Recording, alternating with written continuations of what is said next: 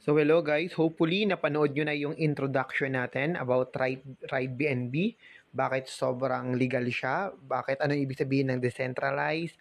Ano ba yung smart contract? Ano ba talaga si Ride BNB? So hopefully napanood nyo po muna yung video na sinend ko sa inyo bago nyo panoorin ito. Okay, so eto, sinimplihan ko lang po sa inyo paano ba kumita dito ko Ride BNB at paano kumita in the span of 5 days or 5 weeks ay pwede kang magka-earn ng 50 to 70,000. Okay? So guys, eto ha, to be serious, ito po ay isang complan wherein we need to refer people. So ngayon pa lang, sinasabi ko na sa inyo, kung wala kang willing mag-refer, well, this is not for you. Okay? So now, kaya nga ang tawag ko dito is Group of Leaders, Ride BNB Team D. Okay, we have requirements para mapasali ka dito sa Group of Leaders. Una, can afford 1,800 to level up to Ambassador. Pwede tayo mag-start dito guys ng 200 lang or kahit nasa 180 to 200 pesos. Pero dito, i-recommend natin na ikaw ay mag-ambassador agad.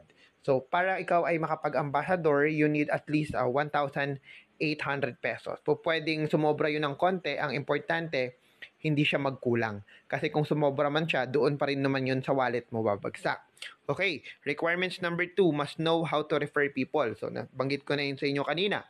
And requirements number 3, hindi ko na-edit, have a willingness to earn as fast as you can. So, bawal po yung petics. Okay, yung mag-aantay lang. Okay? So, dito po, group of leaders lang po ito. Okay? So, next tayo.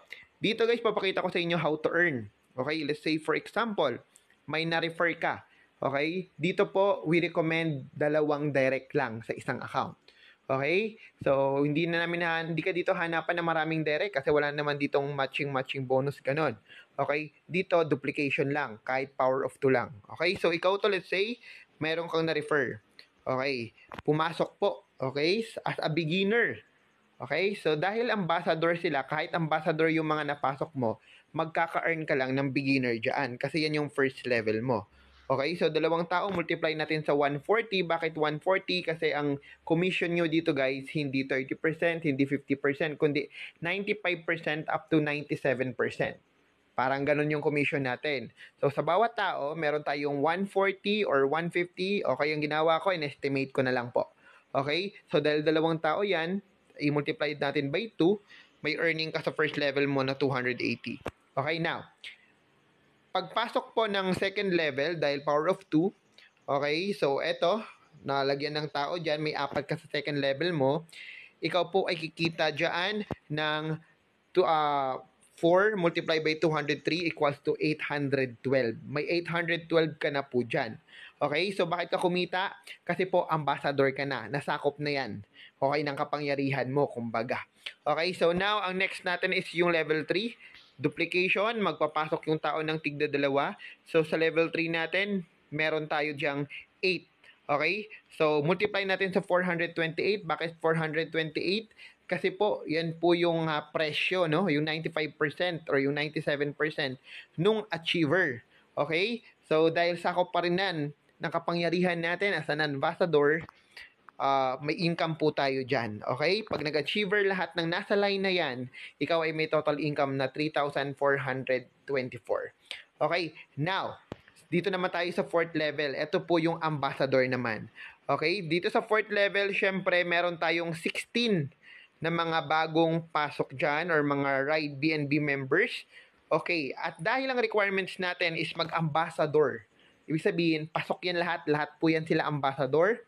Okay, so 16 na tao yan, lahat ambassador, 850 estimated, multiply natin yan. Okay, dyan pa lang po sa level na po yan, level 4 pa lang, may income ka na 13,600. Okay, so total mo yung 280, 812, 34, and 13,600. Malaki na income mo. Now, dahil ambassador ka lang, pag may pumasok sa Pioneer, hindi ka kikita. Kasi bakit? Mas mataas na yung Pioneer kaysa sa ambassador. Pero wag kang mag-alala. Kasi bakit? May income ka na eh. Kumita ka na, di ba? May 280 ka na, may 812 ka na, may 34 ka na, may 13,600 ka na. Pwede nang bumbilhin yung iyong rank na Pioneer. Magkano lang naman? That's 1,720 estimated value. Okay? Ngayon, pag binili mo yung Pioneer, magiging Pioneer ka na. At once na pumasok po yung mga tao dito sa level na yan, 30 people, o hindi ka pakikita. Kasi bakit? Mga ambassador pa lang yan. Okay? Mga ambassador pa lang yan. Sinusunod lang po natin yung requirements dito sa group of leaders na dapat ambassador ka agad. Okay? So, wala kang income kasi ambassador. Pero, pag sila po ay nag-start din mag-duplicate, nagka-income kumita, pwede din po silang maging pioneer na katulad mo. Okay? Pag nag-pioneer po lahat na yan, sa level na yan, okay, may income ka po dyan na 32 people multiply by 1,627. Ang income mo po dyan is 52,075 pesos. Okay, estimated po yan. Mga ganon, 50 to 52,000. Okay, ngayon, itotal po muna natin from level 1 up to level 5. Okay, nung beginner hanggang mag-pioneer ka, ang total po niyan is 70,191. Kung gagawin natin siya daily, after 5 days, pag na-duplicate ka ng tama, may income ka. Okay? Kung weekly naman, after 5 weeks, na-duplicate ka ng tama, may income ka na 70,000. Kahit sabihin natin na 5 months mo itong gagawin, may extra income ka na 70,000. Pero matagal na yung 5 months. Okay? So guys, ito, pinag-uusapan pa lang natin dito is yung pioneer pa lang. Yung level ng pioneer. Hindi pa po natin pinag-uusapan yung mentor, champion, director, titan, icon, legend, emperor. Kasi baka ma-overwhelm ka. Okay? So, yan pa lang pong represent ho natin. Again, okay?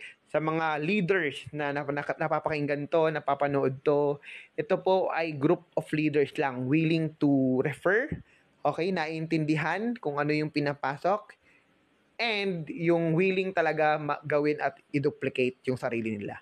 Okay? So, message me if you're interested para pwede ka na mag-start at pagtulungan natin. God bless.